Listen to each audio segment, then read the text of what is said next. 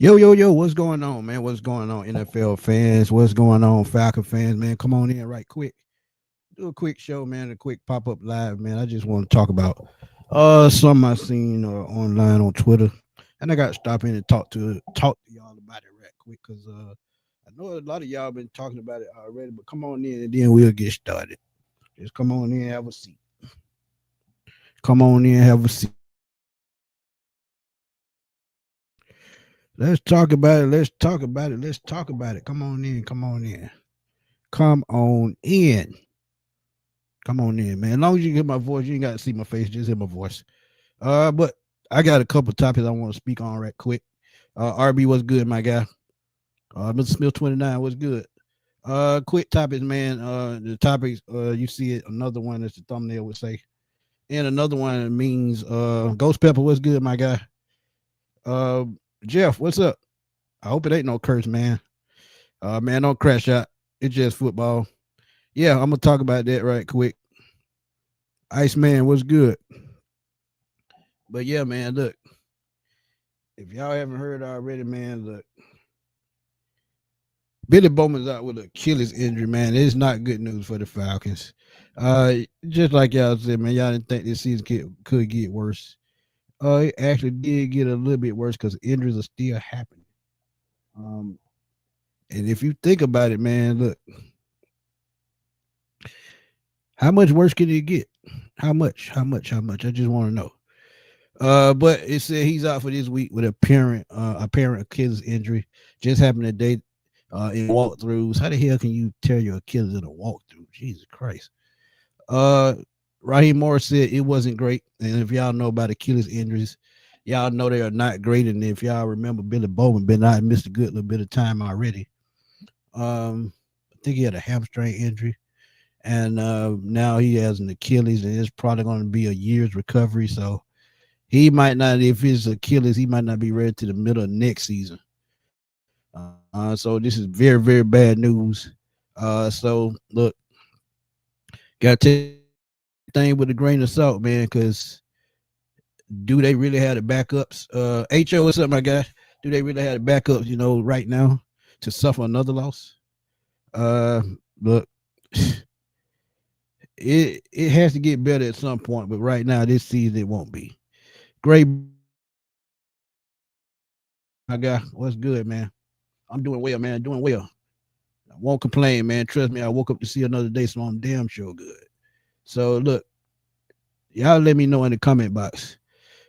Can this season just get any worse before we get going? Just let me know. Just drop it in the comment box. How you behind what happened? What you do? What you done did? Auntie Joy, what you done did? Go on, tell us. Hey, Breezy, sometimes you gotta throw in the towel. Got to. Auntie Joe, what you talking about you done did? You the reason behind what happened.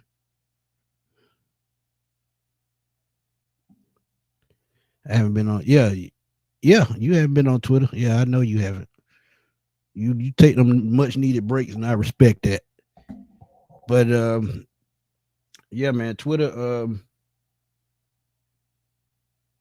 had it's been erupting all day about these injuries, and look, they just got to be next man up. Oh, okay, I get you. I get you. I get you. I get you. Yeah, Billy Bowman's out with an injury, man. Yeah, it's it's just the way. It's just one of those seasons, man. You just got to keep it real.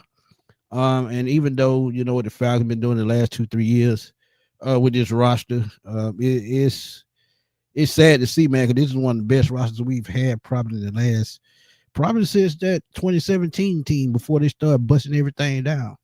Well, really the Super Bowl team, because if you compare the rosters, it's pretty similar.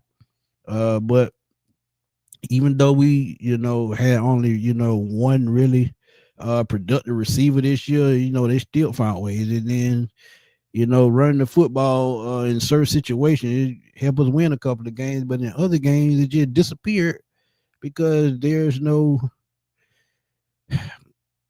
just no connection, man. It's just no connection. Tony Wright, what's up, my guy? He said, well, at least we got a top 10 draft pick in second and third rounds. Yeah, man. I mean, like I said, I'm not sweating that no more. I mean, they made the deal. I think they got the best of it, and I'm gonna stick to that. I mean, Breeze, I wouldn't be surprised. I would not be surprised. Yeah, I actually, like I said last year after the Saints game, um, I knew the season was over because when you lose that type of game, the team that lost seven straight is bound to go down. Then this year, 1-6 Miami Dolphins team, that just icing on the cake. So it is what it is, man. Appreciate you, Auntie Joy. Y'all go ahead and press that like button, like she said. Hype up these videos, man. Y'all hype up my videos. It gets me through the YouTube universe a little bit faster than the likes and the comments. That's the new feature that they got, the hype thing, so they can, if you get enough hype points, it keeps pushing your video through the algorithm, and so it is what it is. What up, fam? What up? Appreciate you reposting the stream on Twitter. Appreciate it. But yeah, Billy Bowman's probably out for the year, and if he has an Achilles injury, even if it's just a strain, it might be 4 to 6 weeks, and there's only that amount of time left in the year anyway, because we were 10 games in. So yeah, we have 6 or 7 games left, so yeah, he may miss the rest of the season if that's true. But what I want to talk about right quick, man, appreciate you, cuz. Yeah, man, but Mike, it's just a shit show, man. Shit show. And look, it's not gonna get any better anytime soon. But let me see. Not sure if you spoke on what we should do this organization. Oh yeah, I spoke on it already, man. Just go back and look at my videos. Yeah, I done spoke on this. What's happening right now? It can't get no worse. Because at the end of the day, when you hit an all-time low, it can't hit. You can't hit no. You can't hit no low. Let's just keep it real. I like the deal too, Smitty. James Pierce, a 2026 first rounder with a year under his belt. Yeah, absolutely. And that's how I look at it, Tony. That's absolutely how I look at it, because when they get coaching, that first year, it pushed them ahead of the curve. And you look at what they've been doing the last 2 to 3 games, Walker and Pierce, they're coming together, as two pass rushers that are learning off of each other. And the good thing about this, it's another cornerstone you can build on the defense. That's something we haven't been able to say for God knows how long with edge rushing. So when you got those two guys, all you got to do is build around them. You still have AJ Terrell, who's here a couple of more years. I'm not sure if Jesse Bates is coming back. I'm still stuck on him getting traded or getting released this offseason because of the money. You look at the cornerback 2 position. If they can bring in a rookie that's competent enough to take that spot, or develop Kobe Bryant or one of those young guys, that may be the smart route to take. But it's just to the point, man, that the front office is incompetent, and even though we had this roster that they put together, you still see the problems. But D-Led, man, D-Led, one of my first topics, he put it out there, man, that this may be the first losing season that the Falcons have had. 8 straight losing season, 83-90. And I'm gonna show y'all that right quick. And these are the losing season, 83-90. 83, they went 7-9, 4-12, 4-12, 7-8-1, 3-12. If y'all remember me saying that I can remember a season where they were 3-12 and 4-12. This is exactly what I was talking about. 1988, they were 5-11. Which is why they drafted Dion. Even in Dion's rookie season, they were 3-13. 1990, Dion's second season, 5-11. That's Jerry Glanville's first year. So the thing is, like D-Led said, is it time for a reboot? Is it time for them to rebuild? I just want to know y'all thoughts on it. Because what they built, I don't think they can afford a rebuild, man, to be honest. Brian Peoples, what's up, my guy? What's up, Clay? But I don't think they can afford a rebuild. Why? Because feel like they have enough key pieces in place to just keep building at the right positions. Now, there is a position that they already have filled that I still feel like you have a need, and that's defensive tackle, even though they went out and got Dorless, they went out and got an Aurora. I still think you need that big body guy. to plug the middle, be a space eater. And this is going to help James Pierce and Jalen Walker down the road. So that is one position you have to fill still, I think. You look at the cornerback two position, you have Mike Hughes, who's a veteran. He's been around a while, but at the same time, he is about as inconsistent as a can of biscuits in the oven that's rising the wrong way. You look at the safety position. Will Billy Bowman and Xavier Watts be the future at safety? I don't think so. I think Xavier Watts will be a future safety for us, but I think Billy Bowman belongs in the nickel right where he's at. So you have to just keep retooling. But the thing about it, if you do reboot, that means you're going to likely break up the front office, and honestly, they don't need that right now. And what I mean by that, you have a GM that's put everything in the right place, finally got everything under control as far as the salary cap, as far as going out scouting, looking at talent. If you're talking about a reboot, you need to be talking about the front office, not Terry Funk. I'm talking about Rich McKay. You'd probably need to go find a guy that can take his spot and Greg Beetle's spot, because at this point, to me, Greg Beetle is just a puppet. And yeah, I said it because I see him on the podium when they are making major decisions, but outside of that, when else do you hear his name? So you just gotta still go out and scout talent. And I think Terry Fontenot best fits that mold. He's worked with the scout team a lot, and you can see what the talent he's brought in. Shout out to him for even going up north of the border to bring in D. Alford, who's been a solid cornerback. Even though I see a lot of y'all really don't care about the way he plays, he fits what they like to do. So for him to go up north of the border and go get players, it says a lot about a GM. And as a GM, if you put your blueprint on the team, I mean, this is the best way to build a championship team. And I think if they give him 2 to 3 more years, I'm talking about Fontenot, and let him go out and find the coach that he needs, I think this would change around. I think it would flip around, because even though they brought in Jeff Ulbrich, he's been incompetent as well, even though the defense is playing lights out the first 5-6 games. Since that virus called Zach Robinson is on that sideline, it's spread through the rest of the team. And what I mean by that, inconsistencies, play calling in the clutch, just all that stuff, man. And what I mean is, if you look at the last 2 games, or the last 3 games, they had a 3rd and long in the 4th quarter that could have sealed the game, and they go away from getting after the quarterback with blitzes instead of just keeping with the game plan. That inconsistent play calling, it just shows that they just incompetent, man. And I hate to say that, but if you do go out and get another coach, you just should let Terry Fontenot deal with it. Because at the end of the day, if he's going to take the downfall, let him do it at least for a season or 2. And you can really just sign him year to year if you wanted to. So, I mean, this could go a lot of ways. Larry, what's up, my guy? He said Rich McKay is the hand from the Game of Thrones. He will always be by Arthur Blank's side. Unfortunately, we can only hope and pray McKay is fired. And the sad part about it, I agree with you, Larry. I don't think he's going anywhere, because Arthur Blank has a lot in place already. And when the owner has stuff in place, they don't want to mess with it. And as I told y'all, he's getting up in age. He's 82, 83 years old. And he actually is probably, just stuck in his ways at this point. So he wants to see change, and he wants to see a winning product. But sometimes you got to bring in a younger guy that's, catching up with the game as the game is evolving. And we have those type players on this roster, but we don't have that coach that, has evolved to the point where he can just be a consistent winner. And Raheem Morris is 32 and 54. That's not gonna fly. That's not gonna fly. Yeah, let's get it. He damn sure has been here 2 decades, and that's the bad part.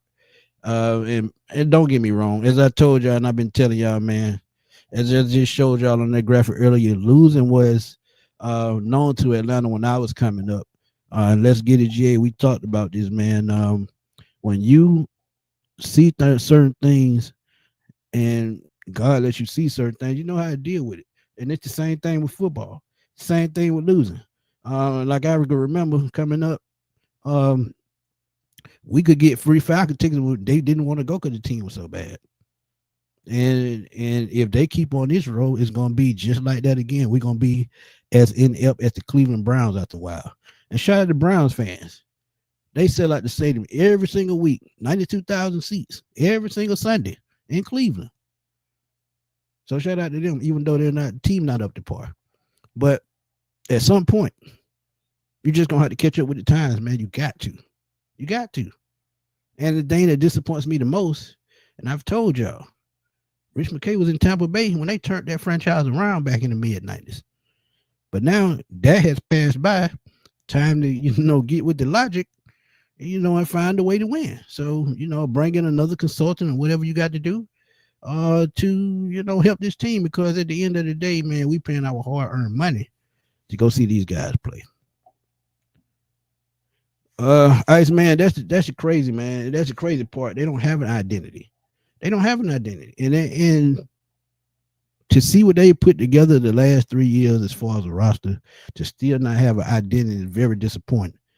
But I feel like in a way they do have an identity, but it's mainly on offense with that run game.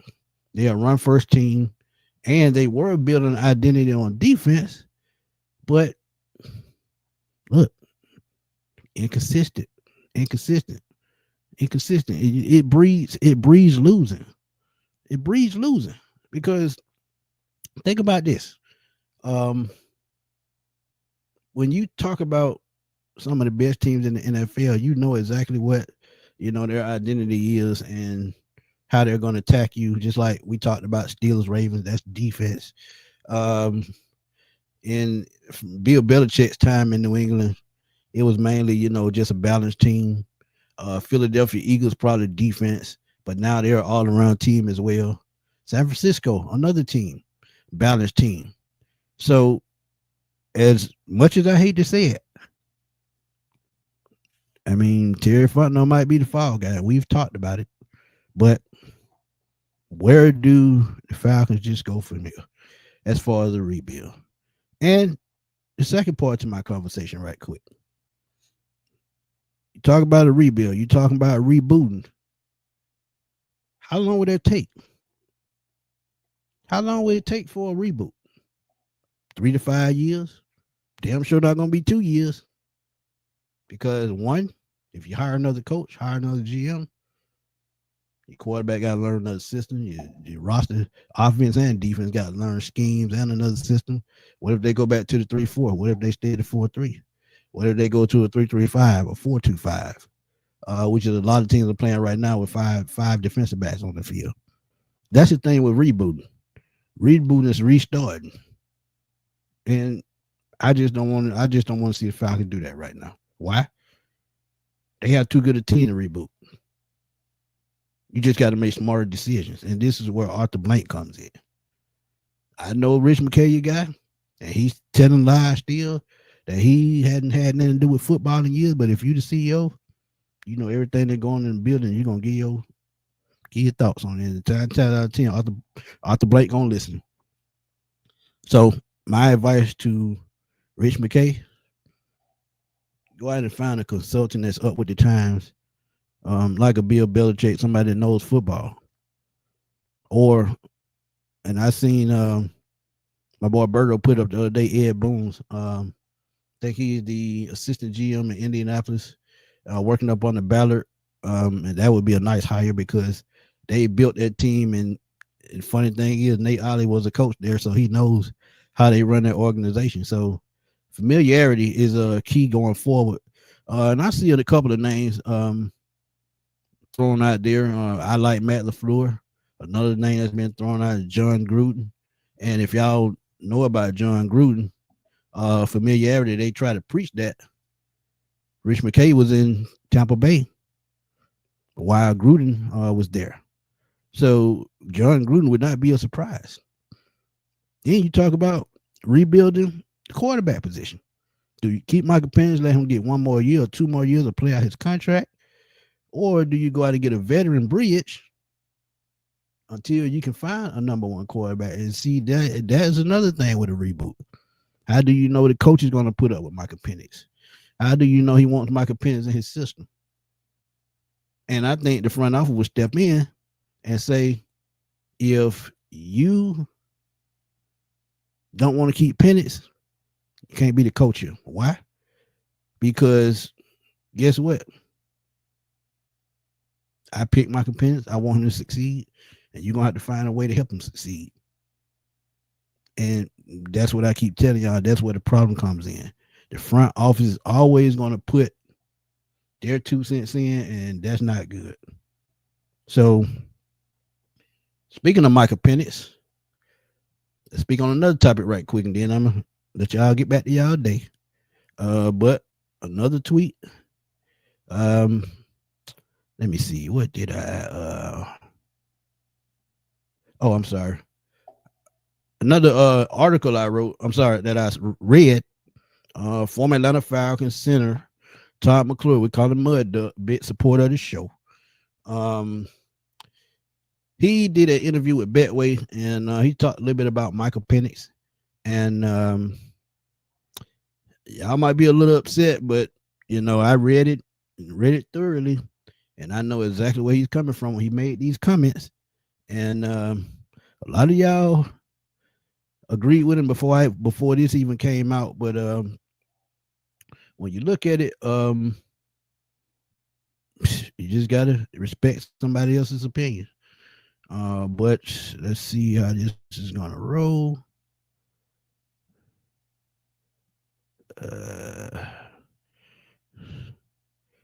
Let's see.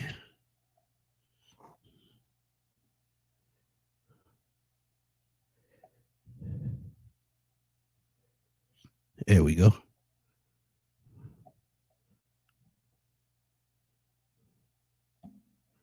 Okay, it says Falcons legend Todd McClure isn't sold on Michael Penix Jr.'s long-term fit in Atlanta.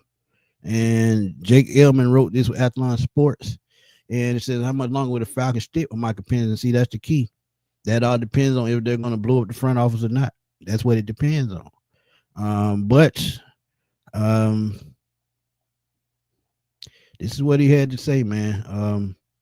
So in the draft process, we heard about his how athletic he was, and his ability to move, but that's not the quarterback we've seen so far. And you got to think, he played with Michael Vick, and he was a quarterback who could really get out of the pocket and move. And we know Penix can do it, but Penix, he just don't want to play that type of game. And I get it, because what just happened, it was in the back of his mind that it could happen again with that knee. And guess what? It happened. But he said Penix Jr. hasn't been extremely accurate, and he's had a hard time moving in the pocket, and that's true. And that's not all on the offensive line, because as they put a stat down here in the article, that you can't blame the offensive line because of inconsistency, poor line play. The second-year quarterback has only been sacked 4.5% of his attempts. That's third best in the league, behind Bo Nix and Sam Darnold and Mariota, because Mariota hadn't played much. But when you look at that, that stat alone, that just lets you know that it's not all the offensive coordinator, it's not all the offensive line. Sometimes you got to blame the quarterback too. Why? So it's at the end of the day, it's growth, it's development. And I just don't feel like Zach Robinson is that guy. Now, if he was that guy, with what he learned with what Penix learned last year as a rookie quarterback, since most of the season on the sideline, you would have had him in the film room, trying to learn, read progression, trying to, read defenses, what he sees. And I don't think Zach Robinson challenges Michael Penix. And that's what he needs, somebody to challenge his intellect, because I can tell he's a smart guy. All you got to do is just put it out there so, he can figure it out. And right now, this check down, Bijan, this isn't helping him grow. Bijan, Drake London, it doesn't help him grow either. So when you're only targeting 2 players on the offense, how is that helping you grow? You have a tight end as big as Kyle Pitts, as versatile as Kyle Pitts, but scared to throw it in the middle of the field. You have him in the pistol formation every down. I mean, it just shows you an inept and young offensive coordinator that they're just not doing it for the Falcons. And I agree with Todd McClure if you want to put it in that aspect, because if your offensive coordinator is not putting you in position to win and put you in a position to develop and grow, how else can people look at you? So it's just sad, man. And this is where the article made sense, if that makes sense. But he said this, and the funny thing, before I read y'all this, I actually said this on a show a couple of times, but it says it might be unfair comparison.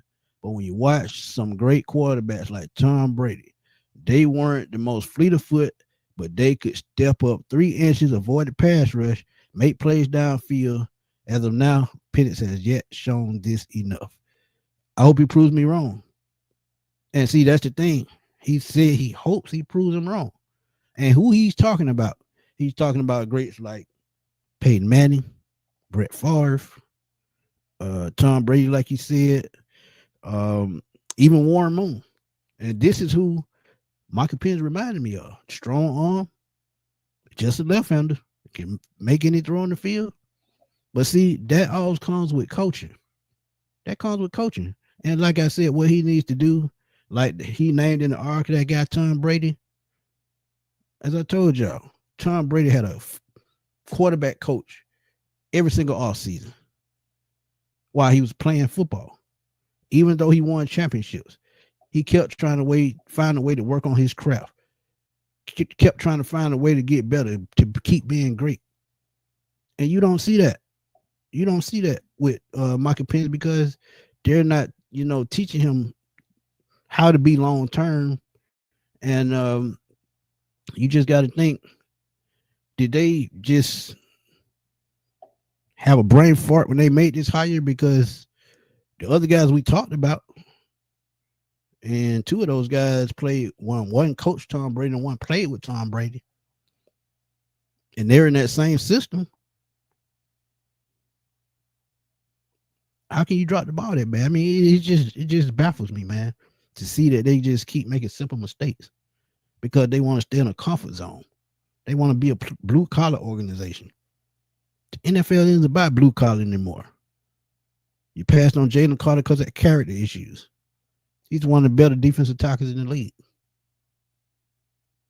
And when Michael Vick got in trouble, I don't feel like Arthur Blunt stood behind him like he should have. But that's another story for another day. You got to learn to be uncomfortable, man. That's all the reason why I'm saying that. You learn to be uncomfortable, I guarantee you, your luck will change. But I agree with Todd McClure 100%. Why? Because he hasn't shown enough. But, the talent is there. You just got to help him unlock it. And like Shannon and Ocho said the other night, the coach is not going to hold your hand. Some of it you got taken to your own hand, find a way to work on your craft, get better. And that goes back to the film, and that goes back to the practice field. That just goes back through a lot of stuff, man. And if you got to reach out to those coaches this offseason who they talked about in that, who you talked about in that press conference to help you get better, so be it. If it helps you get better, do it. Do what you got to do to get better. Because I'm going to be honest with you, Michael Penix. This is the NFL. This stands for not for long for a reason. If you don't grow on your own, they're going to kick you out of your butt on your own. It's going to be one way or the other. Trust me, it is. But, yeah, man, I had to give y'all that little snippet of what, Todd said, and I absolutely agree. But I'll take a couple of y'all questions, and I'm going to roll on out of here, man. I just had to bring y'all that right quick. Yeah, I like Gruden myself, man. Another one, Gray Bush. Clint Kubiak would be a nice idea, man. It would be. And let me see if I still got that graph up. Yep, right here. If you look at this graph right here, look at the name at the top of the graph as far as diversity in the offense. Clint Kubiak with the Seattle Seahawks, one of the best play callers when it's out there when it comes to diversity. And what that means, just spreading the ball around like you're supposed to, getting everybody involved in the offense. So when you on script like that, guess what? You're going to win football games. And he still has Sam Darnold at quarterback. A lot of teams gave up on Sam Darnold a couple years ago. The last 2 years, Sam Darnold worked on his craft, got back in that film room, got back with the coaches, figured out what he do best, and he turned it around. So why can't Michael Penix turn it around? Got to have the right coaches on your side to help you grow. No, they're not going to hold your hand, but they're going to teach you. And all you got to do is listen and adapt.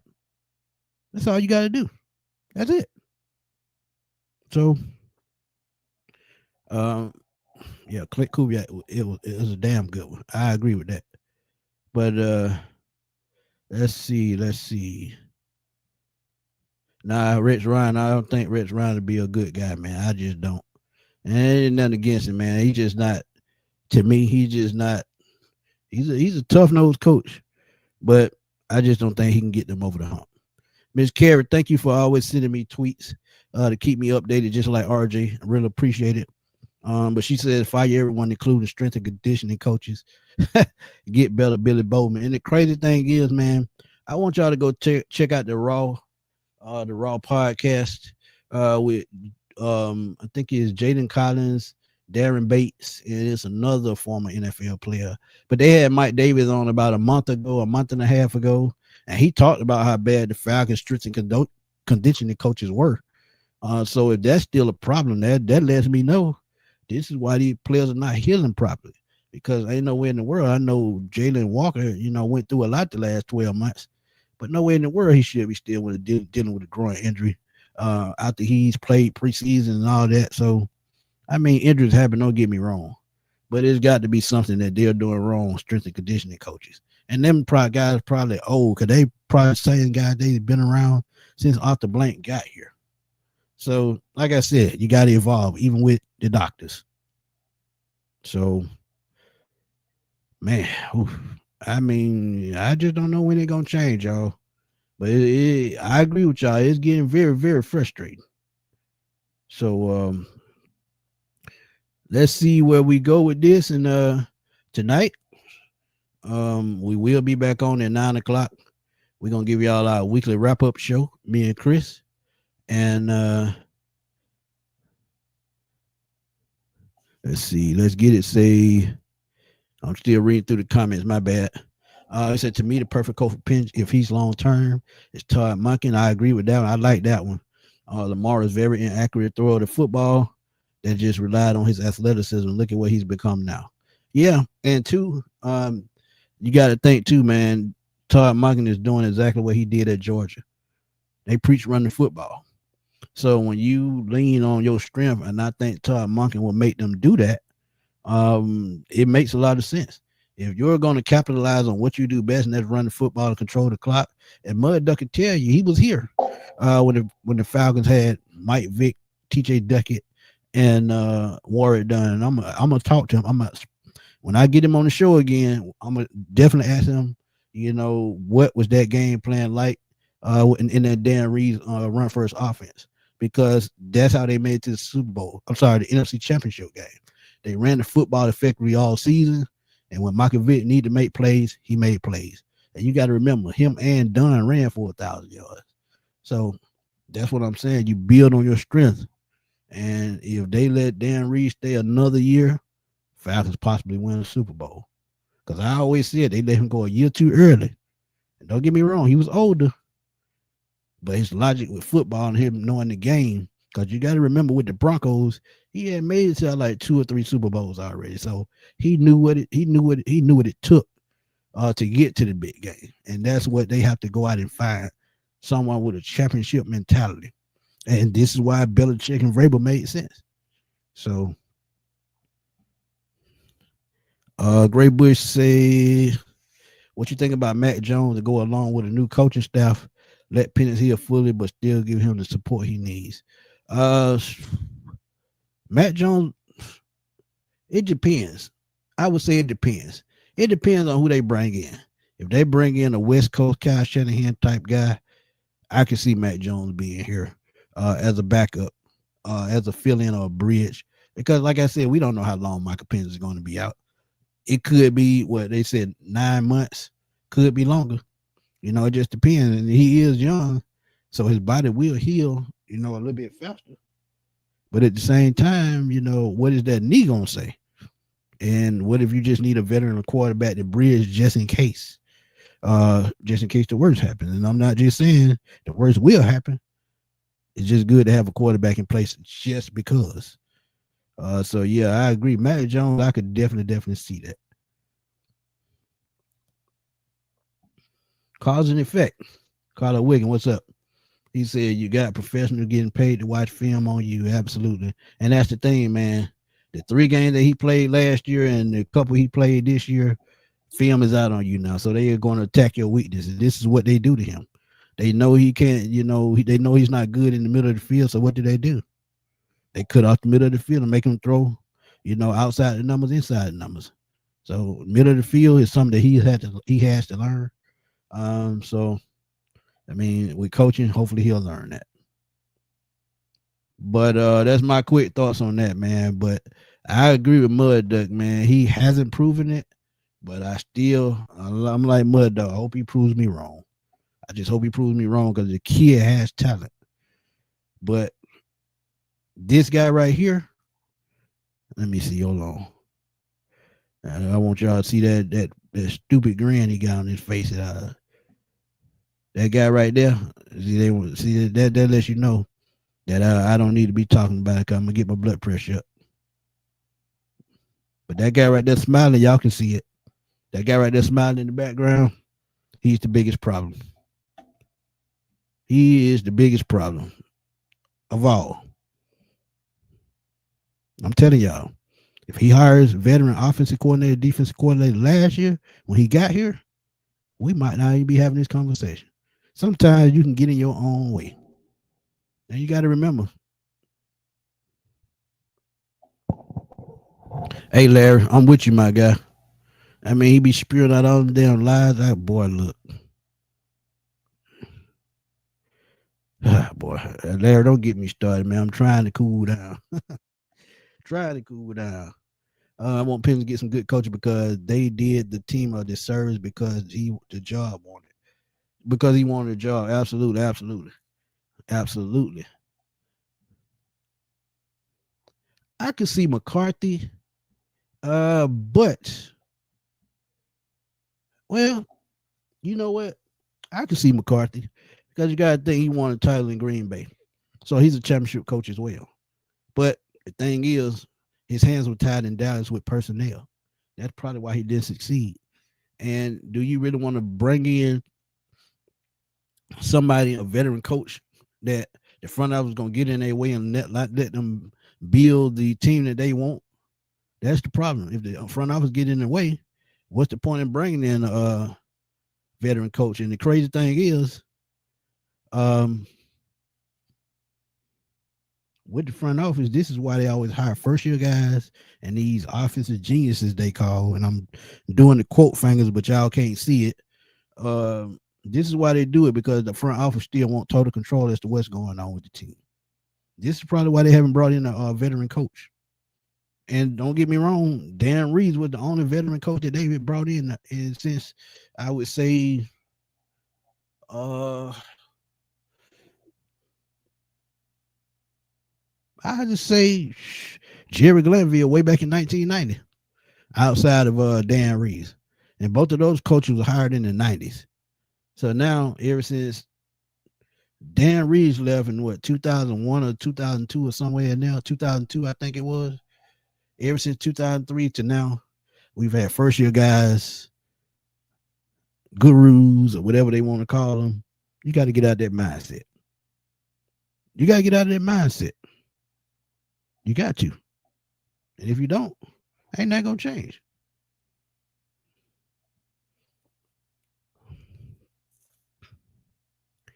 Let's get it. Say, why not bringing a guy Stetson Bennett as a bridge? The Rams have our first round pick, potentially top 5 pick. I can see them drafting Stafford replacement. There would be no use for him in LA. Man, I've seen that name pop up a lot. They even brought it up on 680 The Fan. And I'm gonna do a quick video on it, man, probably sometime today.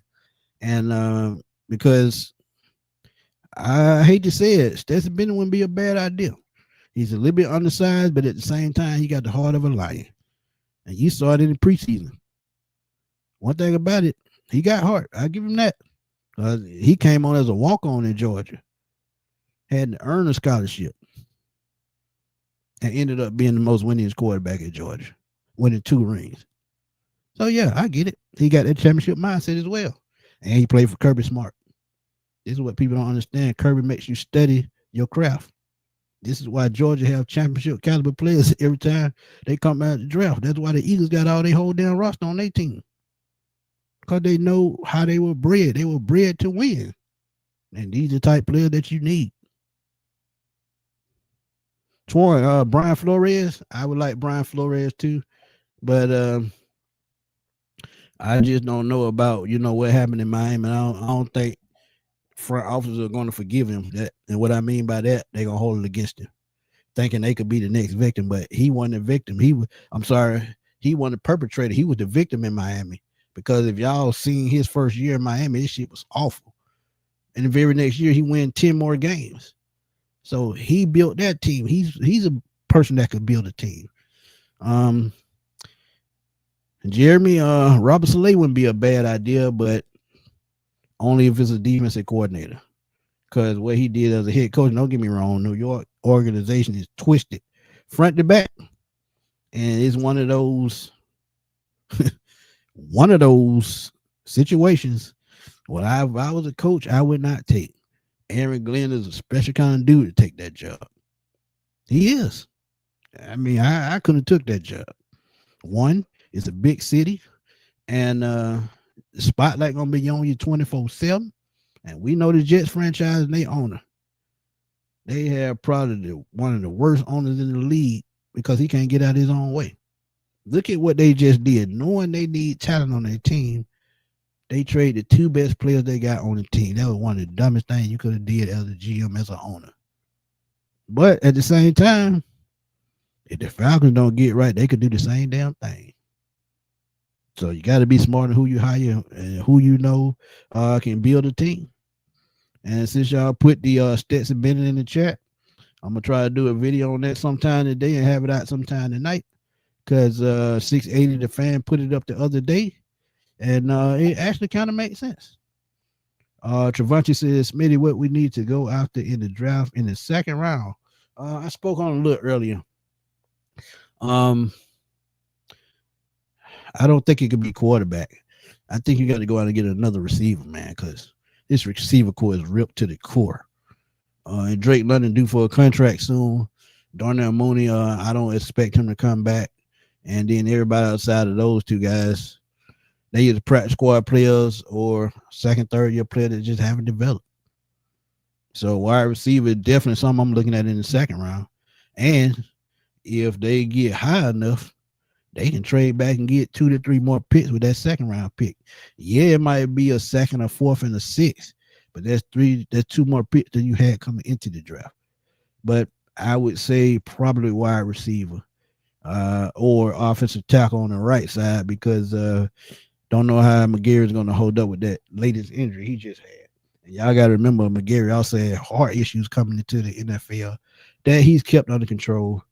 So I say offensive tackle, wide receiver, 2 key positions. Because I feel like defensive wise, they can go out and get a veteran corner and they straight on defense. Bring back Divine Diablo, because ever since he went out, the middle of the field been trash. So yeah, defense with a couple of signings. I think the defense straight. But for as draft, you got to go back to key offensive positions. That's wide receiver and offensive line. Really offensive tackle, somebody that can back up McGarry and Jake Matthews, because Jake Matthews is long in the tooth. So you got to start thinking about a replacement there. So it's just, just some quick thoughts, man. But I appreciate y'all tuning in, man, because I had to bring y'all. It was just sitting on my mind, and I had to let it out because I just don't see. Um, I just don't see a rebuild, man. The rebuild is not going to help the Falcons. It's not. It's not. And if they have to rebuild again, it's going to be ugly for a while to come. Just hate to tell y'all that. But again, man, I'll be on at 9 o'clock tonight with Chris, man. We're going to give y'all our Falcon Friday wrap up show. So when Jeremy, go back and fast rewind it from this point at the end. Rewind it back about 10 minutes. I talked about Matt Jones and why I think he could be a good fit. Appreciate you, Larry. But I see y'all tonight, man, at 9 o'clock. Me and Chris talk about the injury report because it's extensive, and we'll get a little bit more into the Billy Bowman thing. So y'all know what to do, man. Just keep bringing those questions. And before I get out of here, man, please hype this video up. Go to the hype button on any one of my videos and hype them up. Helps to get through the algorithm. And I'm gonna see y'all in a little while, man, because I got to get me something to eat. And then I got a little thing to do around the house, and then I holler back at y'all in roughly about 4.5 hours. I'm gonna holler.